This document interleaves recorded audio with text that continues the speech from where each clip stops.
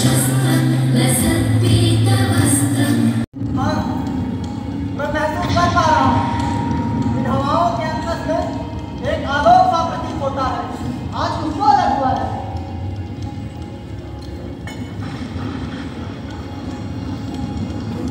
शश जिहन जिसकी आज चंद्र प्रभा छाई है, आज की रात कोई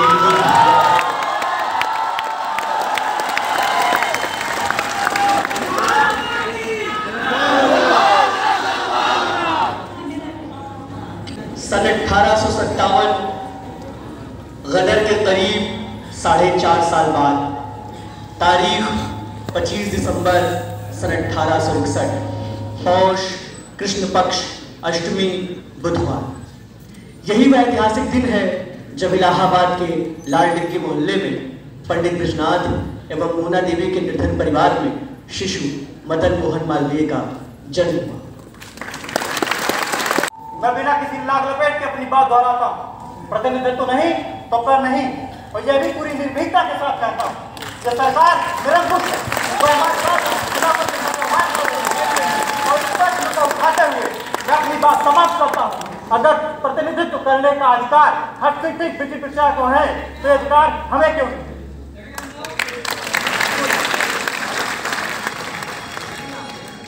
इस युवक के वाणी से तो स्वयं भारत माता होकर हो रही है। मैं बहुत ईमानदारी आप तो जानते ही कभी मैं लंदन से वापस जल्दी लौटा और वहाँ तो ये आम और शिक्षित समाज दृष्टि बिना सकते ही नहीं। वैसे यदि हमें अंग्रेजों को बराबरी करनी के आचरण के व्यवहार को अपने साथ माफ कीजिएगा राजा साहब, मैं आपकी इस बात से सहमत नहीं हूँ। यह हमारे धर्म और परंपरा में निश्चित है।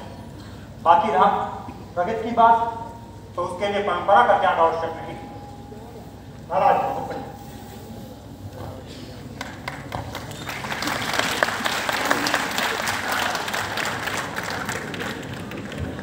राजा साहब किसलिए आते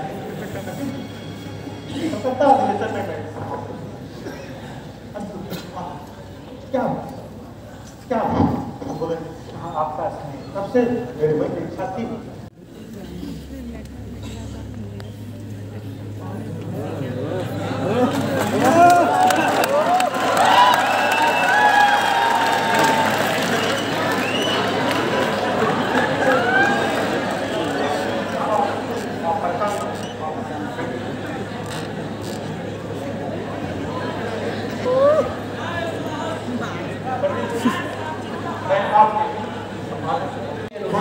भविष्य में मर्यादा, लीडर, अभ्युदय, सनातन जैसी पत्रिकाओं के संपादन का आधार बना।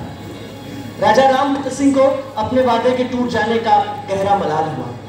उन्होंने मालवीय जी से न सिर्फ माफी मांगी बल्कि उन्हें वकालत पढ़ने के लिए एवं उससे संबंधित सारा खर्च वहन करने की जिम्मेदारी ली। शुरू में मदन मोहन मालवीय ने इसका विरोध किया, किंतु राजा साहब के बहुत आग्रह करने के बाद वे मान गए। सन 1891 में वकालत की परीक्षा पास करने के बाद उन्होंने सेशन कोर्ट में और 2 साल बाद हाई कोर्ट में प्रैक्टिस आरंभ की। मदन मोहन मालवीय प्रत्येक केस व्यक्तिगत स्तर पर जांच करते थे, उसके बाद उसे अदालत में पेश करते थे। निर्बलों और वंचितों के लिए उनका दरवाजा हमेशा खुला रहता था। उन दिनों जब इलाहाबाद में उनकी वकालत शिखर पर थी, तब एक दिन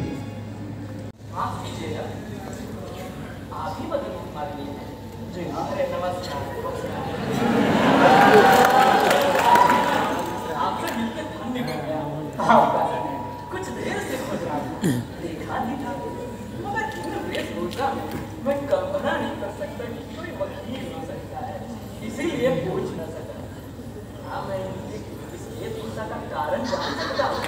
दरअसल बात यह है, लेख काम में न्याय की बात करना महाराज क्या संगत समझते हैं। आप स्वयं विचार कीजिए, न्याय और सत्य के लिए अदालत में इकट्ठा हुए लोग काला कपड़ा पहने कितना हासिल है। गर्मी में काला कोट पहनना कहाँ तक सही?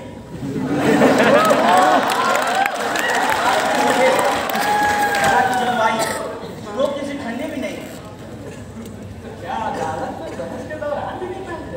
नहीं महोदय, इन वस्त्रों में मैं ज्यादा बुरा दिखता हूँ क्या?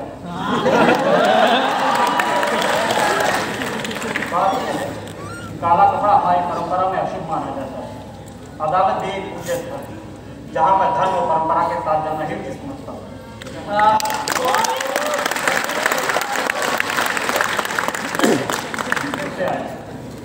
आज मैं बहुत मुसीबत में, अब आपका क्या सलाह है? क्या बात, बुरी बात होता है। टाउन हॉल का यह स्थल इतिहास में अमर होने वाला है। पंडित मदन मोहन मालवीय जी हिंदू विश्वविद्यालय की प्रस्तावना पढ़ने जा रहे हैं। बाकी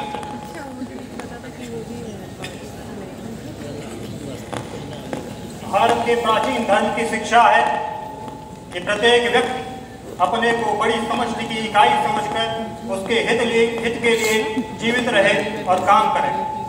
लोक कल्याण और लोक संग्रह को परम पुरुषार्थ समझें।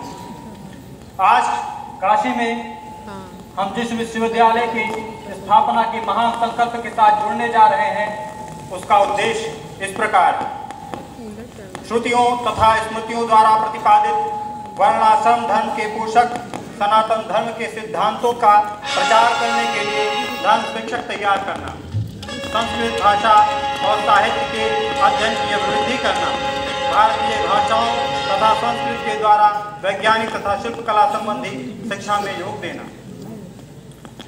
यह योजना सभी शासकों, संभ्रांतों, धर्माचार्यों, शिक्षाविदों एवं नेताओं के विचारार्थ इस अनुरोध के साथ प्रस्तुत है कि वे प्रवर्तकों को अपने विचारों से अवगत कराएं तथा इसमें संशोधन तथा सुधार हेतु सुझाव दें, ताकि यह विकासमान वैज्ञानिक ज्ञान की सहायता से लोगों की भौतिक समृद्धि की अभिवृद्धि में प्रभावी साधन साबित हो सके तथा वे अपने पवित्र ग्रंथों की शिक्षा के आधार पर अधिक पवित्र और सुखी जीवन व्यतीत कर सके।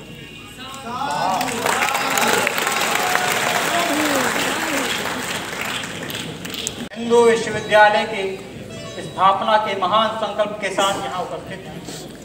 मैं सर्वप्रथम यानी बेसेंट जी से आग्रह करता हूँ कि वह अपने विचार प्रस्तुत करें।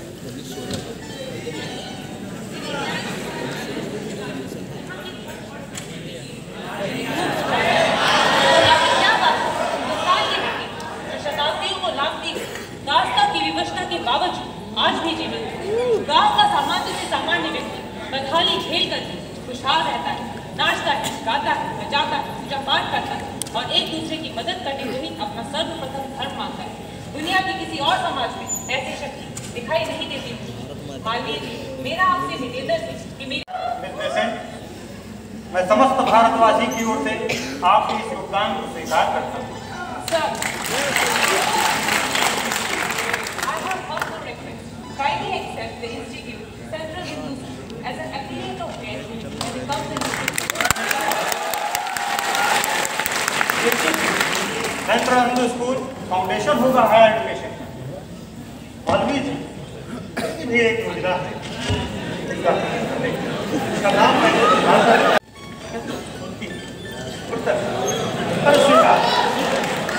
लेकिन एक निवेदन है, आप सोसाइटी मंत्री पर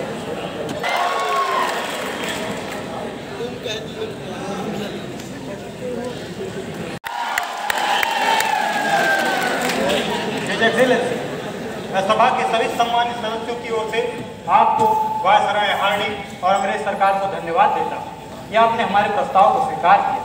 बाकी रही राशि की बात तो उसकी चिंता आप ही पर छोड़ दें। का माध्यम अंग्रेजी ही होगा।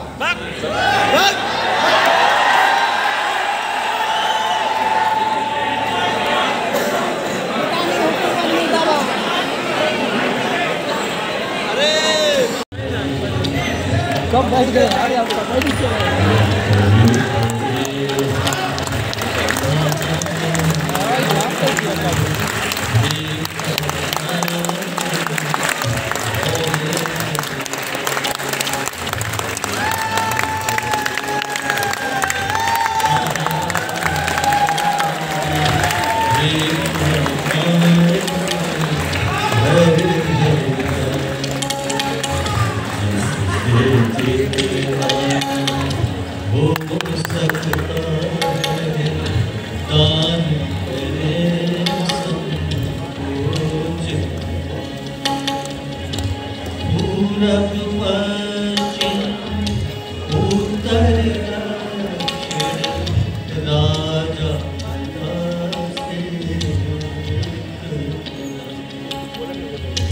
काशी में विश्वविद्यालय प्रस्तावित लक्ष्य Kashi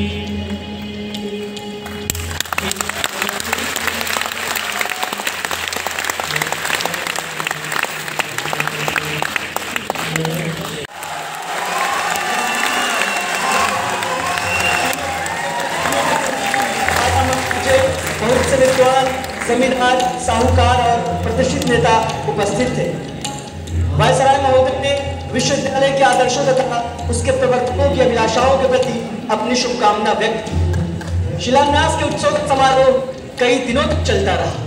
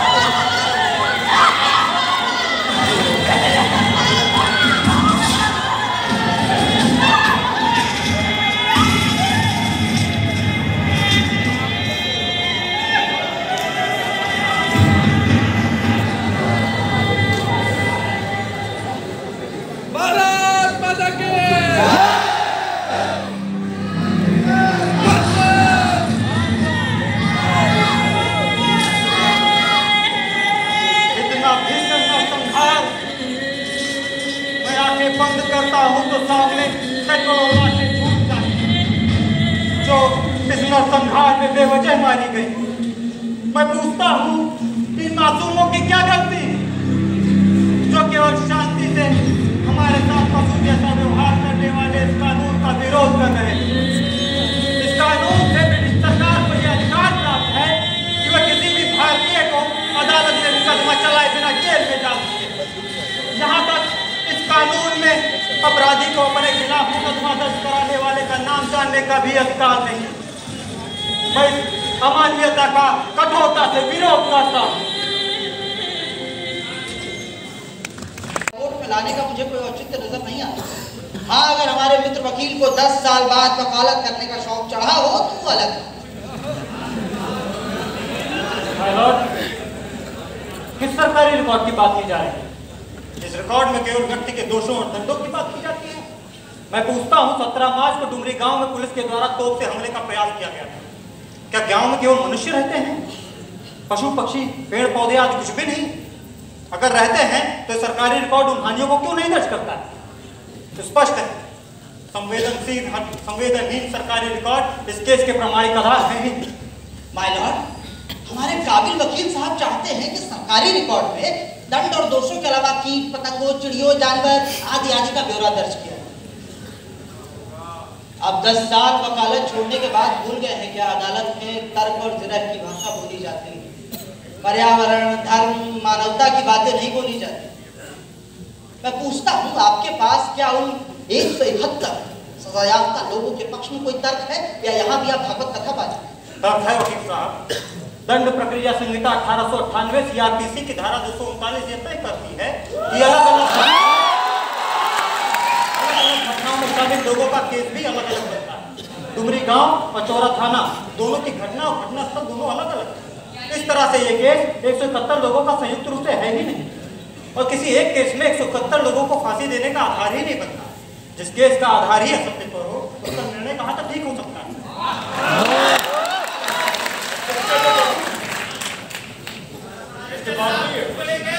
At this stage, I cannot say what the final body will be, but I do acknowledge that the arguments established on behalf of the appellant were commendable and are worthy of accolade. Their future generations, sir, would be much obliged to you. I hope. और हाँ वकील साहब, अदालत छोड़ने का वचन इस देश के लिए लिया था और आज अदालत में वापस आया हूँ तो भी देश के लिए।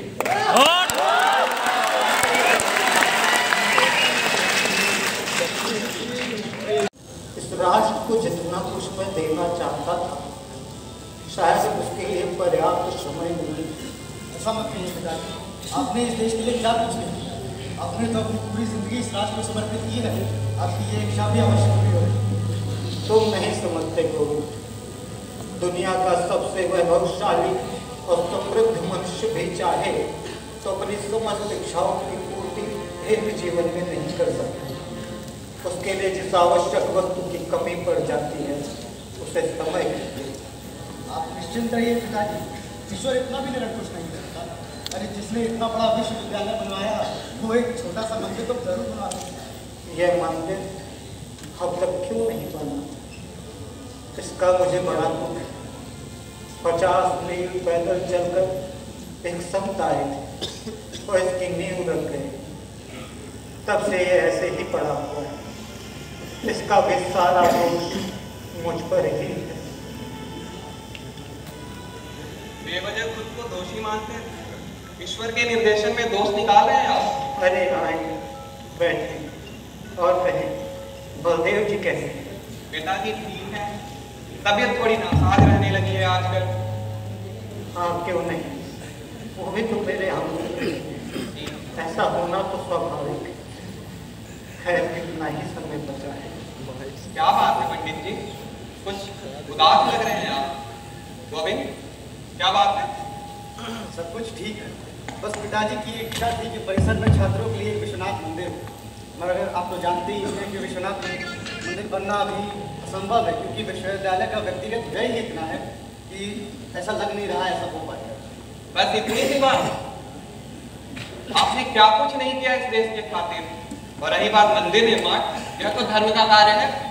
आप निश्चिंत रहिए, मंदिर निर्माण का पूरा है मैं स्वयं के ऊपर लेता हूँ। लेकिन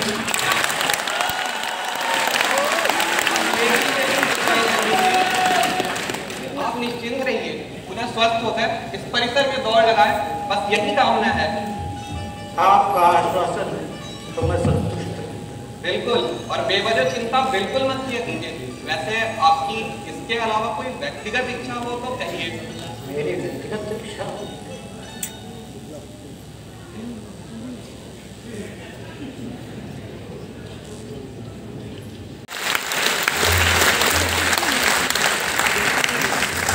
बल्कि इस हिंदू विश्वविद्यालय में ही कभी पंछी बनकर पुस्तकालय में पढ़ते बच्चों को देखूंगा, तो कभी लंका से परिसर में प्रवेश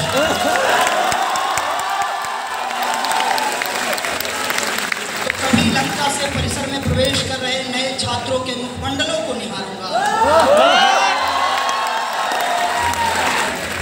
तो कभी स्वयं ही यथारूप किसी शिक्षक के सामने प्रस्तुत हो जाऊंगा और प्रश्न करूंगा कि कहीं वे अपने मूल पद से भटक तो नहीं रहे। मैं हमेशा इस विश्वविद्यालय के कण कण में निवास करूंगा। मुझे इससे अधिक और कुछ भी नहीं चाहिए, और कुछ भी नहीं।